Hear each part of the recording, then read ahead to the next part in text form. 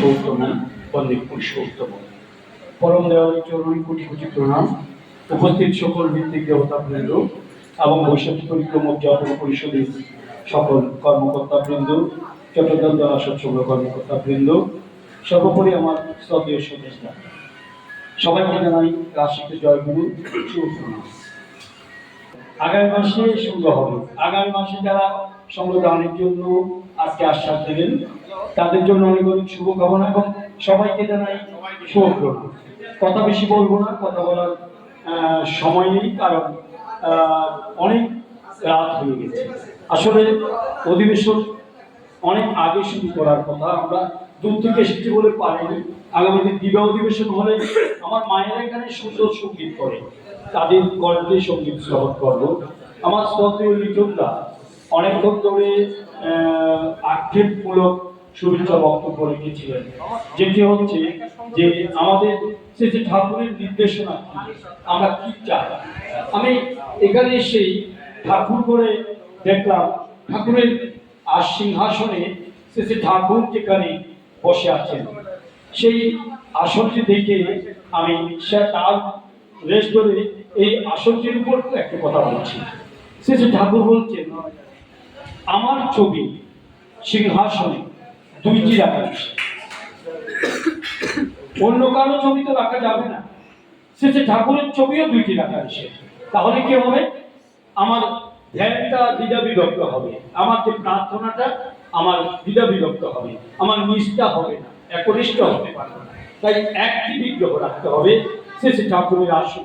আমি অনুরোধ জানাবো, বাড়ির কর্তা যারা আছেন তাদের কাছে অনুরোধ জানাবো, সিংহাসনটা সুন্দর করেছে, ওখানে এত বড় আসনে শ্রী ঠাকুরের একটি বিগ্রহ রাখবেন, দুদিকে দুটা পারবাল দিয়ে, যেন তিনি বসে আছেন আপনাকে আশীর্বাদ করার জন্য। একটি সাদা তোষক, অনেক এত বড় বাড়ি করেছেন, একটা তোষক দেবেন, তোষকের উপর সাদা কাপড় পেতে মনে করতে হবে আমার ঠাকুর বসে আছেন এখানে। আমার দয়াল ঠাকুর বলেছেন যে তোর পরিবারে স্ত্রী পুত্র মা বাবার কথা ভাবতে গেলে যেন আমার মুখ মনে পড়ে। দেওঘরে শ্রী ঠাকুর বসে আছেন। একদিন দেওঘরে শ্রী ঠাকুর বলছেন যে জানিস আমার একটা কাজ করতে ইচ্ছে করে, সন্ধ্যা প্রার্থনা করে অনেক ভক্ত পরিবেষ্টিত অনেকে আছেন, বলছেন জানিস আমার একটা কাজ করতে ইচ্ছে করে। তখন ভক্তরা সবাই যেখানে ওখানে যারা ছিলেন তাদের মধ্যে আমাদের প্রফুল্ল দল ছিল, তিনি বলছেন ঠাকুর বলেন কি কাজ করতে ইচ্ছে করে। তখন বলছে আমার না ইচ্ছে করে তোদের প্রত্যেকের কাছ থেকে একটি করে টাকা নিতে। বলছে যে এমন কেমন কি কাজ? ও সবাই একযোগে বলে উঠলেন এমন কঠিন কি কাজ? আমরা তো সবাই দিতে পারবো একটি করে টাকা, পরিবারের যতজন সদস্য তাদের নামে একটি করে টাকা। তখন সবাই বলেন দেবো দেবো। তখন শ্রী ঠাকুর বললেন, আমি তাড়াতাড়ি করে বলছি সময় কম ক্ষেপণ হওয়ার জন্য, আগামীকাল সকালেই সেই কাজটি করতে চাই। সন্ধ্যা প্রার্থনা করে বসলেন এবং বললেন আগামীকাল সকালেই সেই কাজটি করতে চাই। তখন সবাই রাজি হয়ে গেল, আগামীকাল প্রার্থনার পরে আমরা শ্রী ঠাকুরের কাছে আসবো, আমাদের পরিবারের যতজন সদস্য প্রত্যেকের নামে একটি করে টাকা শ্রী ঠাকুরের হাতে দেবেন। শ্রী ঠাকুর কথা মতো সবাই রাজি হয়ে গেলেন। এবার পুরো আশ্রম অঙ্গনে দেওঘরে যারা আশ্রমবাসী আছেন, যারা ভক্তরা আছে, বাইরের থেকে গেছেন, সবার মধ্যে এই কথাটা জানাজানি হয়ে গেল আগামীকাল শ্রী ঠাকুর টাকা নেবেন। এই যে ইষ্টপ্রীতির টাকা তিনি কিন্তু তার কাজের জন্য ব্যয় করেন, এটা পঞ্চভৌতিক মহাযজ্ঞ জগৎ কল্যাণের জন্য ব্যয় করেন। ইষ্টপ্রীতি, আমাদের ইষ্টপ্রীতির এখন বর্তমানে প্রচলিত দুইটি মন্ত্র আছে। একটি মন্ত্রের বাংলা আমি বলতেছি শুনেন, সেটা হচ্ছে ওগো প্রভু ওগো দেব ইষ্টপ্রীতি নিবেদন করি তব প্রীতি কামনায়। তোমার প্রীতি কামনার জন্য ইষ্টপ্রীতি করছি, করি তব প্রীতি কামনায়। ইষ্টভ্রাতা সহ জীব জগতের এই সেবা যজ্ঞে পারিপার্শ্বিক যেন তৃপ্তি পায়। এটি ঠাকুরের জন্য নয়, ঠাকুরের প্রীতির জন্য, জীব জগতের পারিপার্শ্বিকের কল্যাণের জন্য এই ইষ্টপ্রীতি আমরা প্রদান করি শ্রী ঠাকুরের চরণে। আর অনেকে ইষ্টপ্রীতি দেওয়ার সময় আমাদের করতে হয় কি, শ্রী ঠাকুরের জন্য দিতে হবে। সেটি কি করতে হয়? ইষ্টপ্রীতি, দক্ষিণা, প্রণামী, শ্রী ঠাকুর ভোগ এবং সংগঠনী ভিত্তিতে দিতে হবে শ্রী শ্রী ঠাকুরকে। যদি ঠাকুর ভোগ না দেন তাহলে সমস্যা। সেদিন শ্রী শ্রী ঠাকুর ভোগ গ্রহণ করেন না। পাপড়া হিমায়তপুর একদিন শ্রী শ্রী ঠাকুর বসে আছেন, তিনি স্নান করতে যাচ্ছেন না। তখনকার সময় নিয়ম ছিল শ্রী শ্রী ঠাকুর ভোগ আগে হবে। শ্রী শ্রী ঠাকুর ভোগের অগ্রভাগ ঠাকুর আনন্দ অগ্রভাগ বড়মার ভোগে যায়। বড়মার ভোগ থেকে আরো একটি অগ্রভাগ নিয়ে তারপর আনন্দবাজারে যায়, ওখানে প্রসাদ উৎসর্গ করা হয়, সবাই প্রসাদ পায়।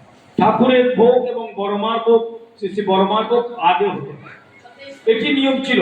সেদিন শ্রী শ্রী ঠাকুর স্নান করতে যাচ্ছেন না। তখন সবাই বলছেন, ঠাকুরের কাছে এসে নিবেদন করছেন, আনন্দবাজার রেডি, আপনি প্রসাদ পাওয়ার জন্য যাবেন না? আপনি কি স্নান করবেন না? শ্রী শ্রী ঠাকুর আক্ষেপ করে বলছে, আমাকে তো আজকে কেউ খেতে দেয়। তিনি বলছেন, আমাকে তো কেউ আজকে খেতে দেয়নি। ডক্টর কৃষ্ণপ্রসন্ন ভট্টাচার্য, ঋত্বিক আচার্য তিনি উপস্থিত ছিলেন। তিনি সাথে সাথে একজনকে পাঠিয়ে ফিলান্থ্রপিতে খবর নিলেন, সৎসঙ্গ ব্যাংক হচ্ছে আমাদের তখনকার সময়ে। এই যে ঠাকুরের মা যে সাধনা মন্দির, তার গেটের বাইরে দেখবেন একতলা একটি বাড়ি, ভাঙা এখনো ভঙ্গুর অবস্থায় পড়ে আছে, ওটি সৎসঙ্গ ব্যাংক ছিল। তখনকার সময় নাম ছিল সৎসঙ্গ ব্যাংক, ফিলান্থ্রপি অফিসের নাম। সেখানে খবর নিলেন, আজকে কেউ ঠাকুর ভোগ জমা করেন। তখন শ্রী শ্রী ঠাকুর কি করলেন? তাই তিনি আহার গ্রহণ করতে যাচ্ছেন না। সাথে সাথে কৃষ্ণপ্রসন্ন ভট্টাচার্যরা তিনি সবার কাছ থেকে কিছু 1 টাকা 2 টাকা 1 আনা 2 আনা করে তুলে তিনি ফিলান্থ্রপিতে জমা করার জন্য পাঠালেন। শ্রী শ্রী ঠাকুর ভোগ নামে রসিদ খুলে জমা হওয়ার সাথে সাথে শ্রী শ্রী ঠাকুর বললেন, শিগগির গারো গামছাটা নিয়ে আয়, আমার বড্ড খিদে লেগেছে। সাথে সাথে ঠাকুর উঠে দাঁড়ালেন, ঠাকুরের গাঢ় গামছা নিয়ে আসলো, ঠাকুর পদ্মার মধ্যে স্নান করলেন, তারপর প্রসাদ পাওয়া হলো। বলছিলাম ইষ্টপ্রীতির যে মন্ত্র, এই মন্ত্র দিয়ে জগৎ কল্যাণের জন্য ব্যয় হয়। তাই সেই আমাদের আরেকটি ইষ্টপ্রীতির মন্ত্র আছে। মন্ত্রটি কি আমি বলছি, জীব জগত জীবন কারণ করুণাময় তোমার দয়ায় লব্ধি জনম সকল পেয়েছি আমি। আজি প্রভাতে করমারম্ভে তোমার ভোগের লাগি ইষ্ট প্রীতির অর্ঘ দিতেছি শ্রীচরণ। কি বললাম এই মন্ত্রের মধ্যে? তোমার ভোগের লাগি। এখানে যারা ভোগ দিয়েছি, প্রভাত বাবু যে ভোগ লাগিয়েছে, এই ভোগের প্রসাদ কি করব? আমরা কি করব? ঠাকুরের জন্য পাঠিয়ে দেবো হিমায়তপুরে, নাকি আমরা সবাই প্রসাদ পাবো? ভোগের প্রসাদ আমরা পাবো না। ওই মন্ত্রে যারা ইষ্ট প্রীতি করে, সেই মন্ত্রে ইষ্ট প্রীতিগুলো ভক্তরা ভোগ হিসাবে গ্রহণ করলে, প্রসাদ হিসাবে গ্রহণ করলে পাপ হবে না। টেকনিক্যালি আমরা আমাদের পাপ প্রবৃত্তি থেকে রক্ষা পাওয়ার জন্য একটি সংশোধন, এই মন্ত্রে ইষ্টপ্রীতি করান। আমরা যে মন্ত্র ইষ্টপ্রীতি করি, সংস্কৃত মন্ত্র, ইষ্টপ্রীতির ময়া দেব চিতা প্রীতৈ তব প্রভু ইষ্টভাতি রূপ যজ্ঞই শ্রীপ্রিয়ন্তু পারিপার্শ্বিকা। এই মন্ত্র হচ্ছে আমার জগতের কল্যাণের জন্য, আমার ঠাকুরের প্রীতির জন্য আদি মন্ত্র। আর শ্রী শ্রী ঠাকুর যখন অসুস্থ হয়ে পড়লেন, তখন শ্রী শ্রী ঠাকুরের এই অসুস্থতার সুযোগে আমরা প্রার্থনা পদ্ধতি পরিবর্তন করেছি। শ্রী শ্রী ঠাকুরকে জিজ্ঞেস করা হয়েছে প্রার্থনার ক্রম কেমন হবে। শ্রী শ্রী ঠাকুর বলেছেন, আহ্বানী থেকে সপ্তাহার্চি পর্যন্ত পূর্ণাঙ্গ প্রার্থনা রূপ আজকে যে প্রার্থনা করলাম। আবার অনেকে দেখা যায় শুধু 2টি বিনতি করে, 12 করো বিনতি, এটি করে 12 করো জোর করো, তারপর গুরু ব্রহ্মা গুরু বিষ্ণু গুরুদেব মহেশ্বর, এই 3টি প্রার্থনা করেই তারপর জয়রাধি দিয়ে শেষ করে দিই। এই 12 করো বিনতি, 12 করো জোর করো, এই বিনতিগুলো শ্রী ঠাকুর পৃথিবীতে অবতীর্ণ হওয়ার আগেও ছিল। আজকে ডিজিটাল যুগ, আপনাদের ইউটিউবের চার্জ দিয়ে এখন দেখবেন আগ্রা সৎসঙ্গ, ভারতের আগ্রা সৎসঙ্গের প্রার্থনা পদ্ধতি কেমন, সেখানে এই প্রার্থনাগুলো হতো। আর এই নামের নাম পৃথিবীতে যে এনেছেন, যিনি পেয়েছেন, তিনি হচ্ছেন মহাত্মা কবির। মহাত্মা কবিরের ধ্যানরত্ন নাম এই মহানাম। আমরা যে নাম জপ করি, মহাত্মা কবিরের মন্ত্র শিষ্য হচ্ছে স্বামীজি মহারাজ। স্বামীজি মহারাজ আশ্রম প্রতিষ্ঠা করলেন। মহাত্মা কবিরের কোনো আশ্রম নেই ভারতবর্ষে, পৃথিবীতে কোথাও আশ্রম নেই। ওনার মন্ত্র শিষ্য স্বামীজি মহারাজ এই ভারতের আগ্রাতে আশ্রম প্রতিষ্ঠা করলেন। ওনার মন্ত্র শিষ্য শালিগ্রাম সিং ওনার নাম হচ্ছে হুজুর মহারাজ। হুজুর শব্দের অর্থ হচ্ছে জ্ঞানী। আগ্রার ভাষায় হুজুর বলা হতো জ্ঞানীকে, জ্ঞানী ব্যক্তিকে। হুজুর মহারাজ, হুজুর মহারাজের মত শিষ্য হচ্ছে মাতা মনমোহিনী দেবী। যিনি মাতা মনমোহিনী দেবী, সেই ধ্যানে তিনি এই হুজুর মহারাজকে পেয়েছেন। হুজুর মহারাজের ছবি দেখেছেন। এই নামটি এই হিমায়তপুরে স্বর্ণের মতো অক্ষরে আগুনের মতো জ্বলজ্বল করছিল, সে মাতা মনমোহিনী দেবী পেলেন। আর মাতা মনমোহিনী দেবীর গর্বে আমার পরম পিতা, আমি সংক্ষেপে বলছি, অন্য সময় আসলে বেশি করে কথা বলবো, যেদিন আবির্ভূত হলেন আমার মা মনমোহিনী দেবীকে ভগবান পৃথিবীতে আসার আগে ভগবানের আগমনী বার্তা জানিয়ে দেওয়া হয়। ভগবান শ্রীকৃষ্ণ মায়ের যেদিন বিয়ে হচ্ছে সেদিন ভগবান শ্রীকৃষ্ণের আগমনী বার্তা জানিয়ে দেওয়া হয়েছিল, দৈববাণী হয়েছিল।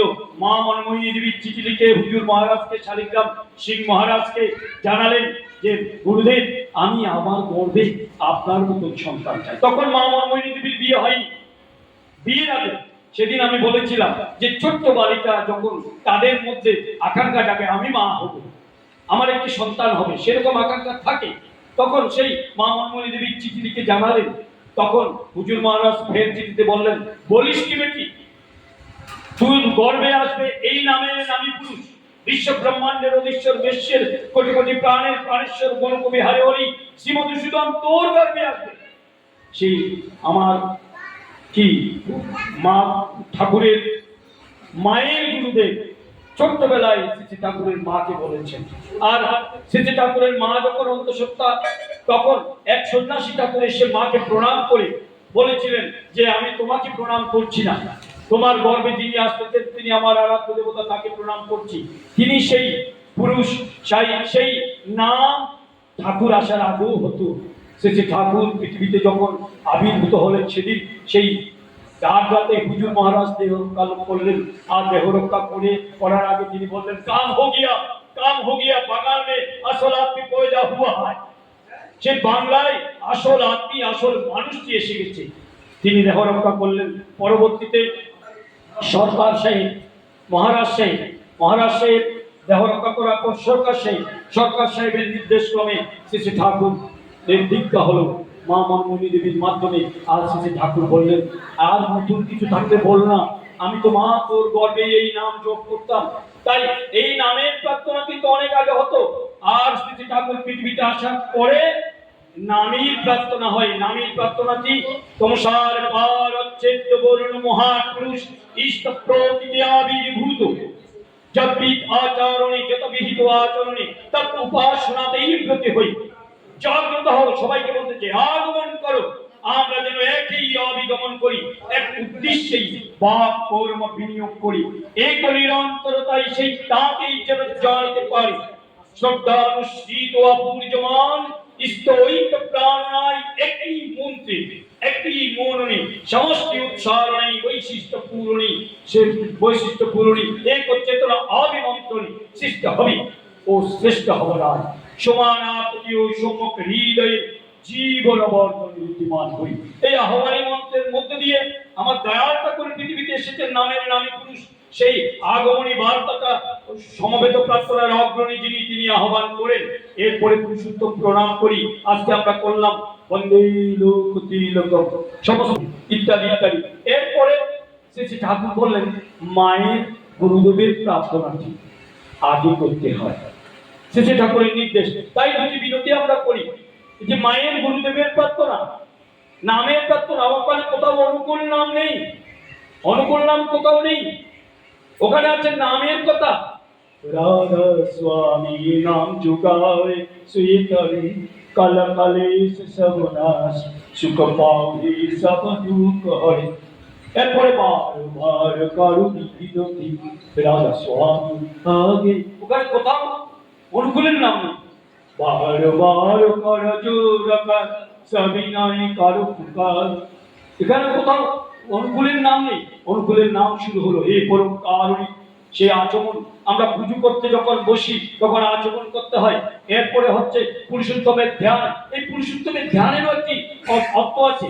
ঠাকুর বলছেন, শ্রী ঠাকুর বলছেন কৃষ্ণদাকে, আপনি একটি পুরুষোত্তমের ধ্যান রচনা করেন। ওখানে রাম কৃষ্ণ মৎস্য কুর্ম কোল নৃসিংহ বামন শরীরম রাম কৃষ্ণ বুদ্ধ যিশু মোহাম্মদ রূপায়িতম চৈতন্য রাম কৃষ্ণ অনুকূলম শাশ্বতম বর্তমানম। সেই তিনি হচ্ছেন শাশ্বত বর্তমান। সময় থাকলে আলাদা আলাদা করে বিশ্লেষণ করে বলতাম। তাই এখানে পুরুষোত্তমের কথা আছে। ঘটনা প্রবাহ হচ্ছে, কৃষ্ণদাকে বলেছিলেন আপনি পুরুষোত্তমের ধ্যানটা একটু রচনা করুন। তিনি রাত্রে বসে কি লিখবেন বুঝতে পারতেছেন না, বন্দে পুরুষোত্তমম লিখলেন। লিখার পরে তিনি চিন্তা করতে করতে ঘুমিয়ে পড়লেন। আর সকালবেলা উঠে দেখলেন ওনার কাগজটা ফিল আপ হয়ে গেছে, কাগজে অনেকগুলো মন্ত্র লেখা হয়ে গেছে। তখন ত্বাম হি স্তম্রি দেয়োৎসবং শ্রীবিক্রম ইত্যাদি ইত্যাদি মন্ত্রগুলো সব লেখা হয়েছে। তাহলে কে দিলেন? উনার বন্দনা উনি দিলেন। এরপরে যিনি সব যাহা কিছুতে বৃদ্ধি প্রাপ্ত হইয়া বন্দনার মধ্যে কাউকে বাদ দেয় না।